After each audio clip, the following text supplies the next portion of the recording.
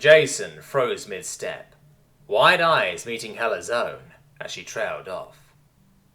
Her phone was still pressed to her ear as she watched him from behind her desk. Of course, that moment of surprise didn't last long for the woman. "I'll have to call you back," she said, ending the call before whoever was on the other end would have had a chance to respond. Her gaze remained firmly lashed to him as she put down the device. "So, why are you here?"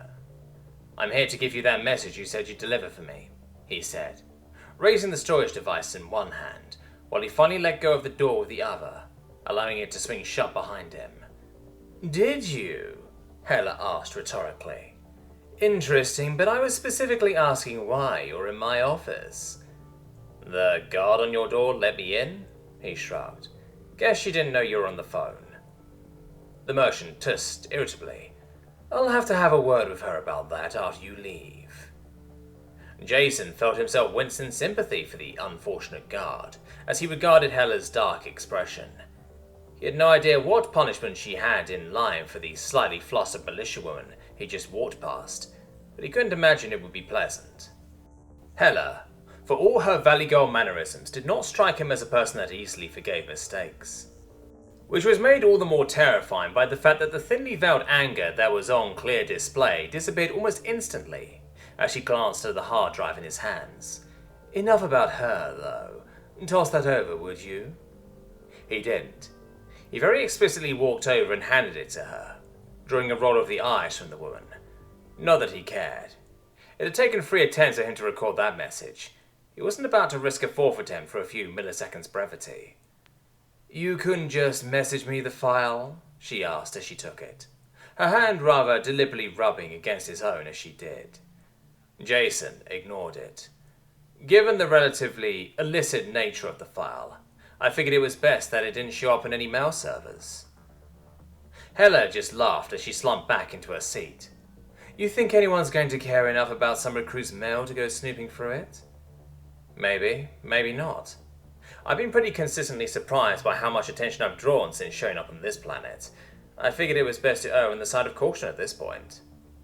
He glanced at the expensive furnishings all around him. "Plus, I might not be important enough to investigate, but can you claim the same?" "I'd like to meet the auditor with a tis to demand access to the computer service of a Hellrune Dynasty ship," Hela scoffed. Jason felt an uncomfortable tingle in his stomach at the woman's words. Fortunately, Hela chose to continue rather than remain on the uncomfortable topic. "No TC or Yarrow today?" she asked, glancing over his shoulder, as if either woman could possibly have hidden behind him. "Busy," he stated simply, "and given that I only came to drop off that hard drive, it didn't seem worth dragging them both over for such a short meeting." He supposed he might have brought Kronos through, if only to get her outside for a few minutes, but the engineer was overseeing the delivery of more parts for the mech. And playing with his new mouse. He barely had the thing for more than a few minutes before the engineer had seen it, asked about it, and then stolen it. One would think getting something back from a girl as shy as Kronos would be easy. One would also be correct on most accounts. The exception lay in those situations that involved tech, gadgetry, or anything else of a technical nature. Unfortunately for her, he was much the same. That's why he intended to return and reclaim his mouse.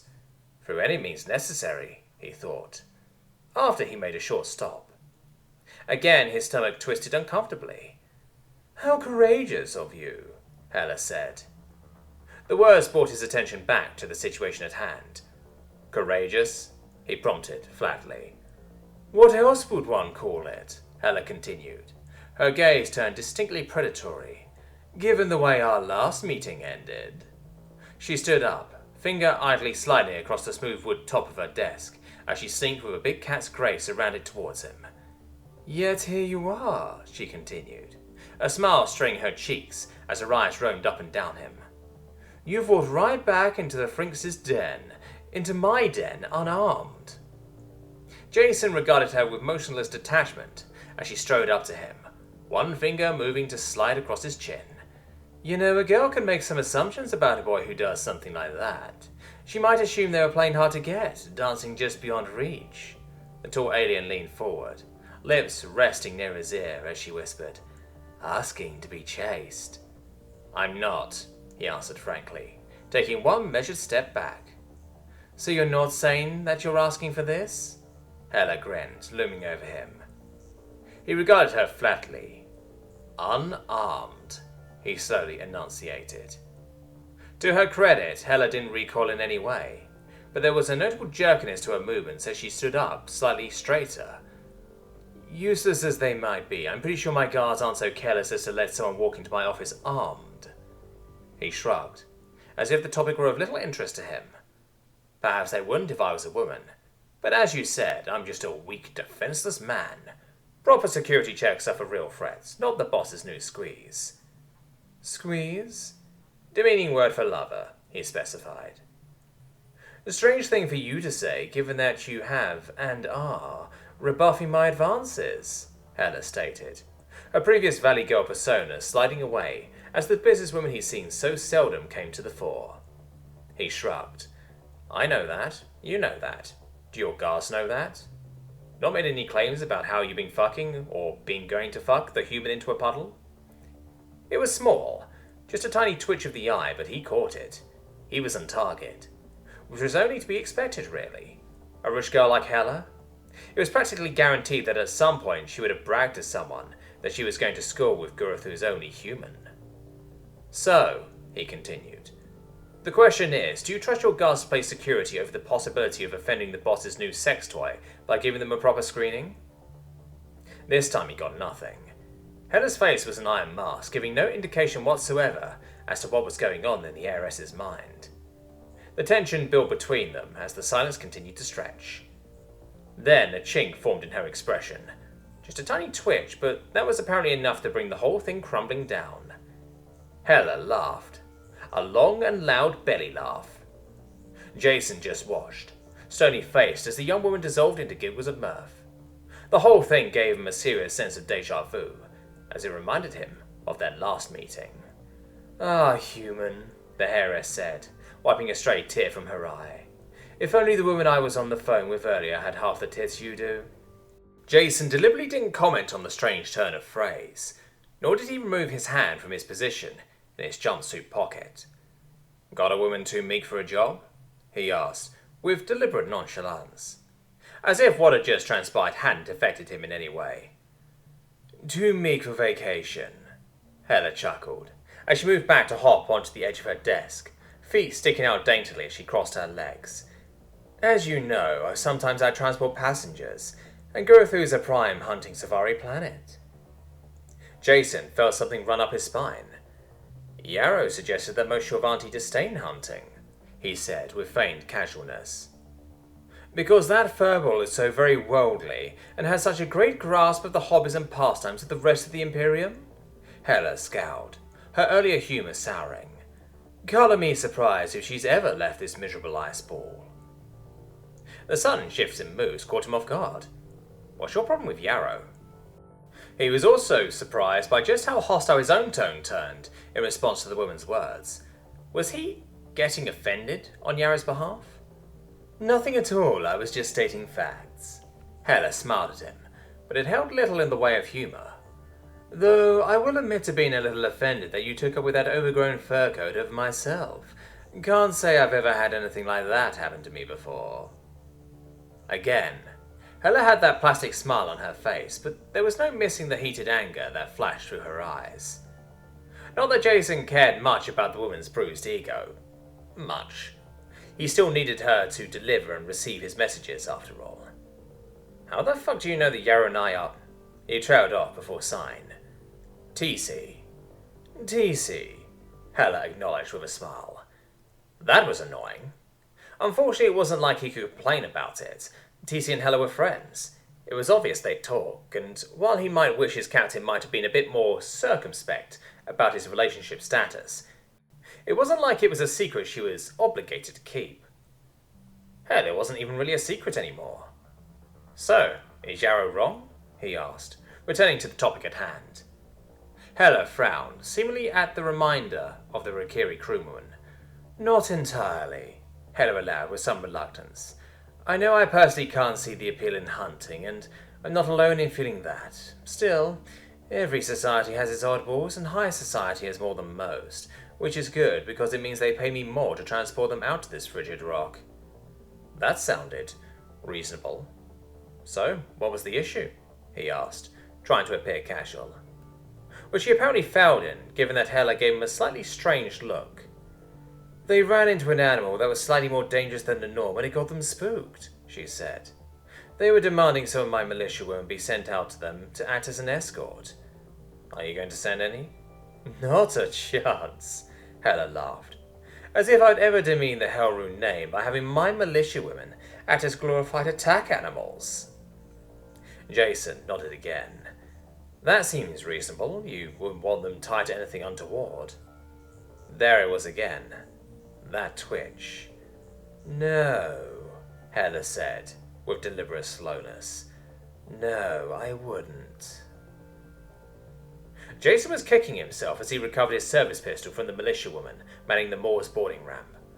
Something untoward, he thought, as he strode down the ramp and out onto the frost-covered tarmac of the spaceport, ignoring the staring and occasional catcalls of the woman he'd just left behind. Why didn't I shout that suspicious in her face? He ran a hand over his head to wipe away a stray bead of sweat. One that had nothing to do with the weather, which only made sense given that it was Gurathu, for whom summer was a thing that happened to other planets.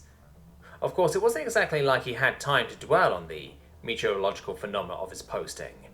His mind was going a mile a minute. His conversation with Hela had only served to further his theory. Which sucked. Really sucked. He didn't want to have confirmed anything. He wanted to be blissfully ignorant. How the fuck has no one else reached this conclusion before me, he thought. Because it wasn't like it wasn't obvious. So how had no one else come to the same conclusion he had? Because they aren't looking, his mind instantly supplied. And even if some did decide to look, would they be willing to cross the Hell Ruins to confirm that theory? Not a chance, Jason thought, as he strode past the spaceport's admissions building. Hela was influential. Very influential. It wouldn't be an exaggeration to say that her ship was Gurathu's main point of contact with the rest of the Imperium. So it wasn't that surprising that no one was willing to upset the heiress with an investigation, especially an investigation into the abduction of a bunch of missing colonists. Anti-Imperial colonists, who might not actually be missing, but rather had gone to ground on account of the aforementioned anti-imperialism. Jason groaned into his hands as his stomach roiled. He hated this, he really did. He wasn't a cop, he wasn't a spy. He was barely a soldier, given that the last time he'd gotten involved with the politics of high society, he'd been stranded in the arse end of nowhere with an incomplete training regime. So really, when one looked at all that, could he really be blamed for putting all his misgivings behind him, fully zipping up his jumpsuit and returning back to base, where he could forget about all this? Not at all. And what if you go missing tomorrow? His traitorous mind supplied, before he'd even taken another step. His stomach rolled again. Jason sighed. He could admit that he wasn't a hero. He, like most people, was motivated by predominantly selfish ideas. He wasn't a monster, but he wasn't about to go out of his way for someone he'd never met either. Which was fine. He was average. The point of the heroic and awe-inspiring was that they were the exceptional, in being the exception to the general rule of people being self-absorbed bastards. Which was why, if that "it could be you next" hadn't been nagging at the back of his mind, he could well believe that he'd already been making his way back to base and throwing this entire insane conspiracy he'd cobbled together clean out of his head. Unfortunately, it was that notion niggling away at the back of his head, and more to the point, he realised he was already standing outside the customs office. The next step on his investigation into an issue he really didn't want to actually solve. Nothing for it, he said, psyching himself up for what was to come next. For what? His body moved before his brain could catch up. There was a blur of motion, the sensation of resistance, and a cry of pain as something crunched. And then it was over, and he found himself standing over a downed and stunned-looking Scales. He was clutching a nose that was steadily dripping blood from between her cupped hands. "What the hell, Jason?" she cried. Her voice edged with just a hint of shrillness and more than a dash of nasality. "You just pistol-whipped me." He had. He definitely had. I did not, he defended automatically, gun in hand.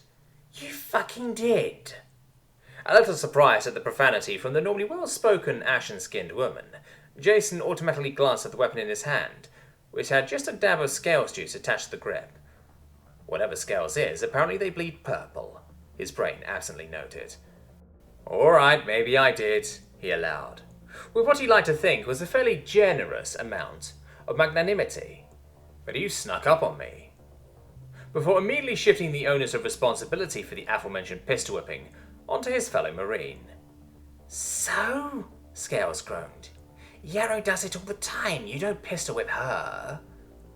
Well, he wasn't normally terrified of being disappeared by shady women in the colours of the Hellrune dynasty, and, more to the point, he didn't think he could actually pistol whip Yarrow.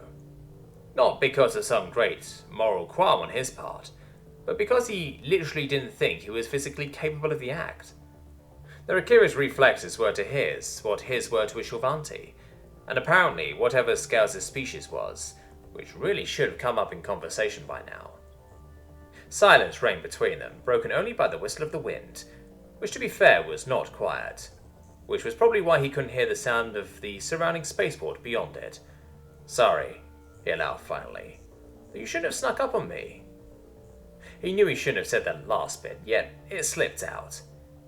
That has got to be the world's shittest apology, Scales groused as she clambered to her feet. She winced in doing so, and Jason felt, at least on some level, guilty for what he'd just done. Are you okay? He asked, but lately realizing that he probably should have asked that first. I got worse from my siblings growing up, the alien allowed. Though I can say it's certainly been a while since I got a shirt painter. Shirt painter? Jason asked. She looked up at him, finally removing her hands from her face, revealing a purple mess that looked to already be freezing to her chin. It was not pretty. At least her nose doesn't look too bad, he lied to himself. One way or another, he had a feeling that Scales would need to see Cyrilla or another medic in the next few hours. A shirt painter, the woman stated, looking at him in bemusement. You know, when you get hit in the nose and it paints your shirt. With blood? Jason deadpanned. Yeah. I think that humans and the rest of the galaxy apparently have very different childhoods, he said slowly, wondering for the first time if Raisha had actually been telling the truth when she had said that she'd gotten worse from her sisters growing up than they'd received in their sparring sessions at the Crucible. I guess, Scales grinned, looking far too composed and chipper for a woman that had just gotten her nose busted. By him.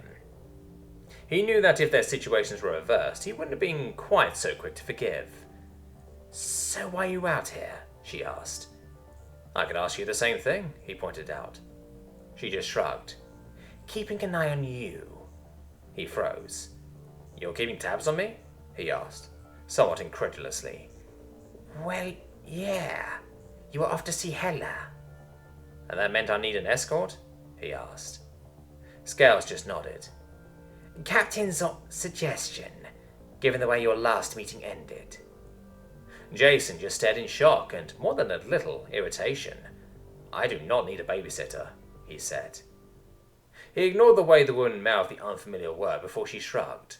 Well, I'm not here to argue with you, which is why I waited outside. In this cold? He asked. In a nice little cafe, she responded.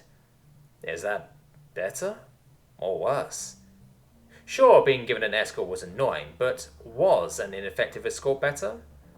If he had actually run into trouble with Hela, which he very nearly had until he bluffed his way out of it, it wasn't like Scales would have been in a position to do anything while she was waiting outside. What was even more confusing was that he actually was a little relieved Scales was here, because she did provide some extra security for him. It just so happened to be that the reason she was protecting him was annoying. He had other, much more real reasons to be needing protection. Probably. Assuming his little conspiracy theory wasn't exactly that. Whatever, he sighed, feeling totally drained. I'm going in there to talk to someone about a thing. Come with or wait outside makes no difference to me. He was utterly unsurprised as the semi-reptilian woman jogged forward to follow after him.